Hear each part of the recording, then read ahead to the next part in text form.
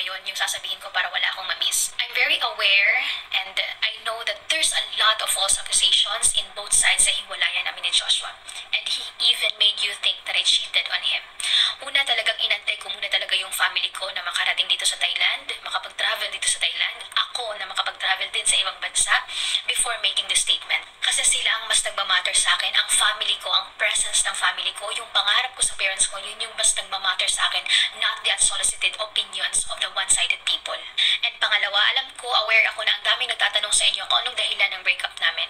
I chose na hindi na muna talaga magsalita because I don't want to talk while I'm still in the middle of the situation, while I'm still in pain. I don't want my words to be driven by anger and impulsive thoughts. Hindi ako ganun ka-immature. So I think before I post anything, I want to be calm first before posting anything, as genuine as it should be, as honest as it should be, and as fair as it should be. Actually, ayaw ko na talagang gawin to. Pero si Joshua ang nag-push sa akin na gawin to kasi hinayaan niya na pagpiyastahan ako ng mga negative comments at ginawa niya akong content. So, eto na po. Yes, it is true na we are both relatives. Second cousin sila ng mama ko. I never talk about it nor denied it because for what? Both of our parents are aware and supportive. Kasi bago namin to pinasok, Joshua, he consulted a church priest. Dalawang pare yun. Fortunately, sabi ng mga pare, sa case namin, sobrang layo na at pwede na kaming ikasal. So, walang naging problema. So, ang pagiging relatives namin dito ay hindi yun yung naging problema. At hindi rin namin to ipapublic ang relasyon namin kung alam naming bawal. So, dumaan kami sa process. That's why it was never a problem nor an issue. And after nun, everything went well, the love, the care, and the efforts, totoo yun lahat. Not until our first breakup, which is April of 2023. He broke my trust. You broke my trust, Josh. Alam mo yan kung anong ginawa mo. Hindi ko sasabihin dito, hindi ko idedetalye ng sobrang kung ano yung ginawa mo kasi may respeto pa rin ako sa'yo. Pero alam mo kung anong ginawa mo. Kaya nga nakinig na lang ako sa ate ko nung sinabi niya sa akin na bulagi na. Pero hindi ako nakinig. I was so stressed at that time. Sa mga nakita ko, ang dami nila. Siguro tatanggapin ko pa kung hindi mga Pinay yun. So sobrang stress ko noon, sobrang payat ko noon dahil hindi na ako kumakain for almost a week. I broke up with you kasi sobra na yung anxiety ko. But what you did, what he did, he manipulated me na kung iiwan ko siya, tatalon siya sa barko. So I had no choice. I didn't even think of myself or sa situation ko na mag-isa lang din akong nagdi-deal sa lahat-lahat. Hindi ko inisip na baka mahulog din ako sa depression kasi mas inisip kita or mas natakot ako sa banta mo na tatalon ka ng barko kung iiwan kita. So I healed myself. God healed me. I healed in silence and forgave him in silence. And after nun, hindi ako nakinig sa ate ko, nakinig ako sa banta mo. Pero to be fair, alam kong natuto ka, alam kong di mo na ginawa ulit, and sabi ko sa sarili ko, nakakalimutan ko tong red flag na to, lilipas din to. Not until may isa pa pala, pero mas nakakatakot. So we had our second breakup around the end of March 2024. Money issues and overthinking involved na dito. We are both OFWs and alam namin yan na mas mahirap yung sa case ko kaysa sa case niya. Kasi siya, libre ang tulugan niya, libre ang kain niya, while ako nagbabayad lahat. Pero wala namang problema doon. So way back, lumipat ako ng city, lumipat ako ng tirahan, naglipat ako ng school that time, and he helped me financially, which is sobrang na-appreciate ko yun. Because he willingly helped me without me asking about it. So kusa siyang tumulong sa akin, and I really believe that time na galing yun sa puso niya.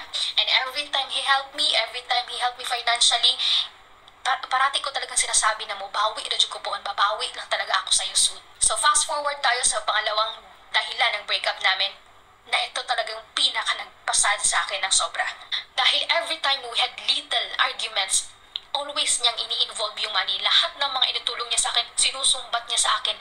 Where in fact, it was his willingness to help. I never asked Josh, it was you. It was your willingness to help. So hindi ko magets kung willingness ba yun o galing ba yun sa puso mo. And we both know na I'm helping my parents, I'm paying my own bills, and that time, ikaw yung meron, ako yung wala. That's why I'm very happy kasi meron akong partner na katulad mo na willing mag-help. But little did I know, every time na magkaroon tayo ng problem or argument, you always use it against me kasi that time, ako yung wala at ako yung wala pang naiambag na pera sa relasyon natin. I work hard, Josh. I work hard, alam mo yan. I work hard to prove you wrong na parati mo iniisip sa akin na pera lang yung habol ko sa'yo. Yung time na naging vlogger na ako, maalala mo ba ngayon kung paano ko bumawi sa'yo? I suggested to have a joint account with you. Kasi ikaw na yung nakauwi ng Pinas, so ikaw yung nag-open ng account, nakapangalan sa'yo, hindi ako nag-hesitate. Because why not? You are my partner, it was all fine. And sinabihan pa kita that time na yung okay na ako, yung meron na akong kahit kinikita na malaki at nasisave. And sinabihan pa kita na ako na muna ang magbabayad sa next month na payment sa kotse na inutang mo. And even surprise you, dinner at the cruise pag uwi mo dito and a small gift. Na kahit 'di ba, alam mo na merong mga comments doon na bakit lahat ng efforts ay sa babae pero pinagtanggol pa rin kita. Kaya every time pumupunta ka ng Thailand, ang always mo iniisip mapapagasto ka. Kaya if possible, enough na yung binibigay mo na chocolates and flower kapag nasa barko ka. Which is sobrang na-appreciate ko yun. And after nun, nung stable na yung income ko sa vlogging, I never let you feel na mapapagasto ka pa ng sobra. Lahat yun, dinidivide na natin. And naalala mo pa ba na I even ask you na sa next baba mo sa barko, wag ka nang sumakay ulit kasi hindi kakayanin natin dito, magbi-business tayo. So which simply saying na wala akong hinahabol sa'yo, even your allotment, hindi yan yung habol ko at wala akong pakialam dyan because I make my own money. So sinabi ko sa kanya, I will release a statement about sa breakup namin, but he insisted not to. Kasi for him, hindi pa rin, kami pa rin, hindi niya pa rin matanggap na wala na kami. He still believes na meron pa rin kami kahit ang linaw na naghiwalay na kami.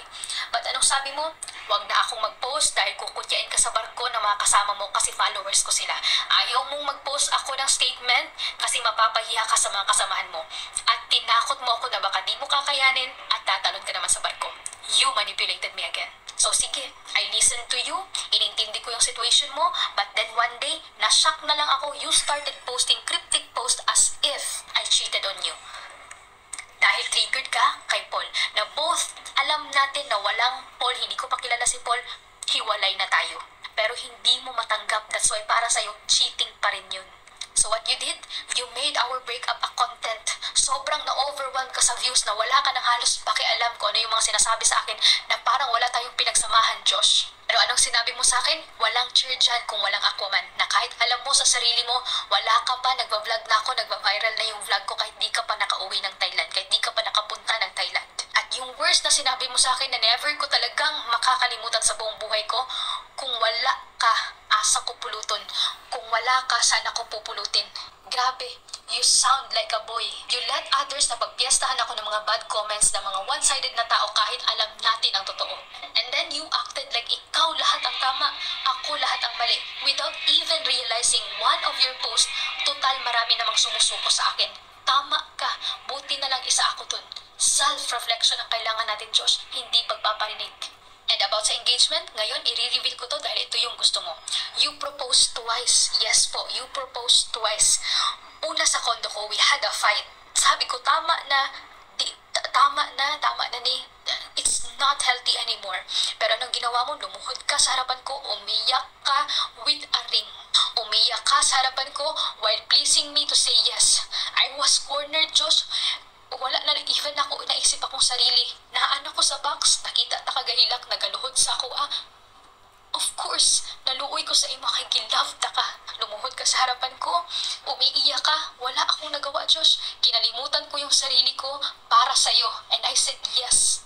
And after 2 weeks, nag-travel tayo sa Singapore. And about naman po sa Singapore, divided po yun lahat sa 4. Kasi kasama ko yung ate ko at husband niya. At sa mga nagsasabi ng mga bashers na naka-lock profile naman or dummy account, hindi po yun expenses ni Joshua. Divided po yun. So wala pong nag-demand kay Joshua, wala pong nagpalibre.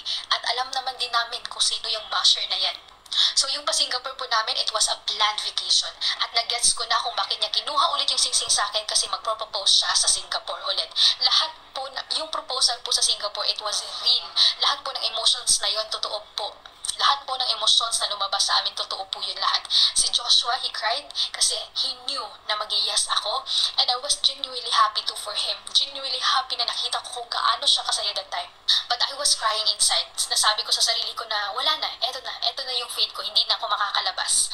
So I need to be happy kasi mahal ko din naman yung tao kahit parang feeling ko nasa malaking kulungan ako.